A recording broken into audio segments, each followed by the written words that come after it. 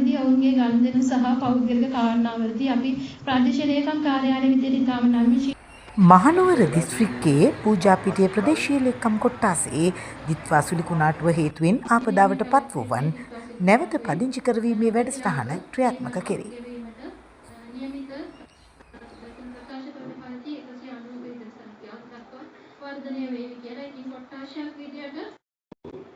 වන්දි ලබා දීමේ ජාතික වැඩසටහනේ පූජාපිටිය ප්‍රාදේශීය ලේකම් කොට්ටාසගත වැඩසටහනේ සමාරම්භය සමගයි ඔබ මෙලෙස ඒකාන්තික අත්තරනකොට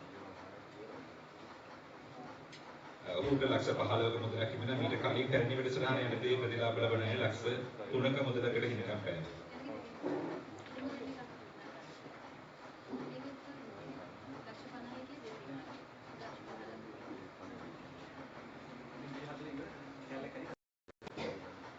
නැවත පදිංචි කිරීම වැඩසටහන යටතේ නිවසක් කිරීම දෙවන අදියර යටතේ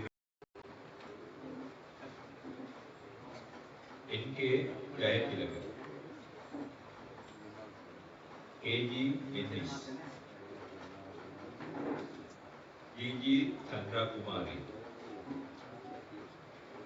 TL Subhadadasa ලිපිනයේ සරත් කුමාර ආරිසි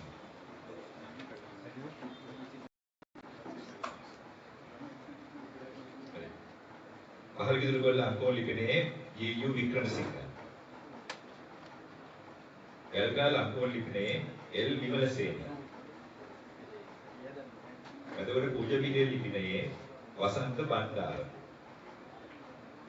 ගොඩනැගෙන දොළපිහ ලිපිනයේ ආනන්ද විජේසිරි මාර්ගපුර දකුණ PG ශාන්ති කුමාරි මාර්ගපුර දකුණ දවසින් අනුතුමනි 5000කට අධික ප්‍රමාණයක් නැවත පදිංචි කරන්න අවශ්‍ය දිස්ත්‍රික්කයේ ඒ වගේ අධික ප්‍රමාණයක් තිබුණාට අපේ දිස්ත්‍රික්කයේ තමයි වැඩිම මේ රාජකාරී කටයුතු ප්‍රගතිය තුනේ ලංකාවේ. ඒ නිසා අපේ දිස්ත්‍රික්කයේ පදිංචි කරන්නේ සහ අනිකුත් නිලධාරීන්ගේ වේගය තමයි. මගේ නම UGU වික්‍රමසිංහ ගෙදර නම්බර 115කට පහළ කිතුරුගොල්ල අංකමුර. මාගේ නිවස 2025 වෙනි මාසේ 11 මාසේ 27 වෙනි දින චක්‍රනාටුවෙන් සම්පූර්ණ විනාශ වුණා. ඒ වගේම මගේ දරුවෝ 3 දෙනෙක් ඉන්නවා. ඒ 3 දෙනා සමග අපි ගෙදර හිටියේ වෙලාවේ ලොකු ගල් දෙකක් තුනක් ඇවිල්ලා උඩින් ඇවිල්ලා සම්පූර්ණ ගේ පාත් වුණා. තට්ටු තුනට හදලා තිබ්බේ. තුන්වෙනි තට්ටුවේ අපි හිටියේ. අපි කෑ ගහගෙන දුවුවා එළියට. ඒ වෙලාවේ දැන් අපිට සියලු දෙනාම වැලිවත් වෙන අපට හැකියක්මෙන් මේ සාදා දීමට උදව් කරනවා. ඔබ සියලු දෙනාටම ස්තුතියි. මම කේ මනෝර බණ්ඩාර හපුගොඩ මුල්ලේක මම දැන් තමයි පදිංචිලා ඉන්නේ 2025 වර්ෂයේ ඇතිවෙච්ච දිට්ඨා තුලිකුණාටුවේ මගේ නිවස සහ මම කරන ව්‍යාපාරික ස්ථානයේ සම්පූර්ණ ජලයෙන් යට වෙලා ඒකේ තිබ්බ බඩු බාහිරාදිය ගෙදර තිබ්බ සියලුම බඩු මුට්ටු සම්පූර්ණයෙන් විනාශ වුණා. ඊට පස්සේ අපි මේ ගැන මේ ප්‍රාදේශීය ලේකම් කාර්යාලයට අදාළ ආයතන දැන් දුන්නාට පස්සේ අපිට ඒ සහන ආධාර වගේ දේවල් ඒකම රජයෙන් දෙන ආධාර මුදල් හම්බ වුණා.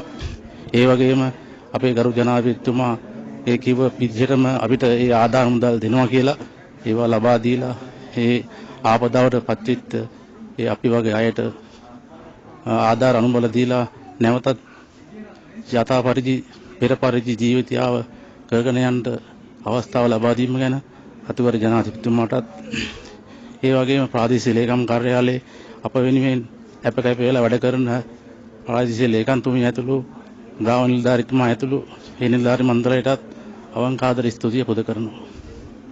අපේ ව්‍යාපාරයේ දැඩි හානියකටපත් වෙලා ඇත්තෙම අපිට හානිය සිදුනා ජීවිත හානියක් නම් උන්නේ නැහැ. ඒ නමුත් අපේ විහාරස්ථානයේ ගරු කටයුතු ස්වාමීන් වහන්සේ ඒ සම්බන්ධව කටයුතු කළ මාස දෙකකට අධික කාලයක් එම වසම තුල අවතැන් සියලුම දින විහාරස්ථානයේ සුරක්ෂා මධ්‍යස්ථානයේ සුරඳවා ආරක්ෂා කරලා රාජ්‍ය අනුග්‍රහය යටතේ ඒ වගේම අපේ අතිගරු ජනාධිපතිතුමා විහාරස්ථානයේ සම්ප්‍රාප්ත කරවාගෙන එම අවශ්‍ය කටයුතු ඉතාමනි සම්පාදනය කරලා දීලා එම ජනතාව නැවත ගොඩනගා ගැනීමට කටයුතු කරලා ඇත්තෙම එම ගරු කටයුතු ස්වාමීන් වහන්සේටත් අපි නැවත වතාවක් අපගේ নমස්කාරය ස්තුතිය පුද කරනවා සේම මේ අතිගරු ජනාධිපතිතුමාත් අපි කෙරෙහි අනුකම්පා දක්වමින් කටයුතු කරන එතුමාටත් මෙම කටයුතු සම්පූර්ණ හැකියාව ඇතිව කටයුතු කර ගැනීමේ සත්‍ය ධෛර්යය ලැබේවා ප්‍රාර්ථනා කරමින් මම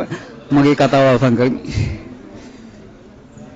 මහනුවර හාරිස්පත්තුව ගල්ලෑල්ල පදිංචි රම්‍යා කාන්ති කුලතුංග. අපට මේ පළවෙනි වතාවටත් ජනාධිපතිතුමා විසින් ආධාර මුදලක් ලබා දුන්නා. මේ දෙවැනි වතාවෙත් ලබා දෙන ආධාර මුදල ගැන අපි සන්තෝෂ වෙනවා. ජනාධිපතිතුමාට බොහොම ස්තුතියි.